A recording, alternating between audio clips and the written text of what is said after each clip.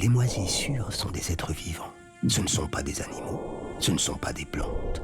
Ce sont des champignons filamenteux microscopiques, des êtres pluricellulaires qui appartiennent à la famille des eucaryotes parce que leurs cellules possèdent un noyau, comme les nôtres.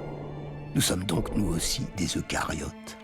En effet, les moisissures ont un ancêtre en commun avec les animaux et donc avec les hommes. Par contre, c'est un autre rameau évolutif qui a donné les plantes et les algues vertes. Nous sommes donc assez éloignés des algues vertes, mais moins des moisissures qui sont en quelque sorte nos cousines, nos nombreuses cousines. Car les mycologues, qui sont des chercheurs spécialisés dans l'étude des champignons, connaissent 100 000 espèces de champignons et estiment leur nombre total à 1,5 million. Et c'est un groupe aussi grand que diversifié.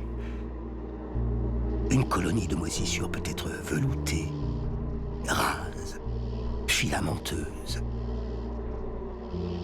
laineuse, cotonneuse,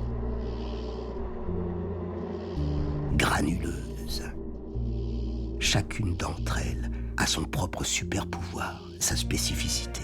Sous des airs placides, chaque espèce de moisissure est capable à elle seule d'attaquer un petit bout de la planète. L'une grignote un abricot, l'autre le bois, une troisième les carapaces, une autre s'en prend au sol, ou même à la roche, avec l'aide d'une algue, ce qui a donné toutes sortes de lichens. Mais où qu'il évolue, le champignon vit à l'air libre, à la surface de fruits ou d'autres supports vivants. Il a besoin d'oxygène, et c'est pour cela qu'on dit de lui qu'il est aérobie, ce qui veut dire qu'il survit difficilement à l'intérieur des tissus, parce qu'il a besoin d'air. Le mycélium, ce réseau filamenteux élaboré par le champignon, n'est pas une racine.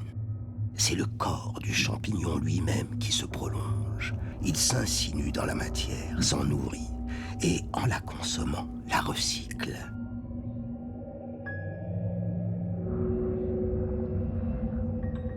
Ainsi, dans ce chaos organique apparent, un ordre invisible se construit. Sous cette forme étrange, une nouvelle vie renaît de l'ancienne.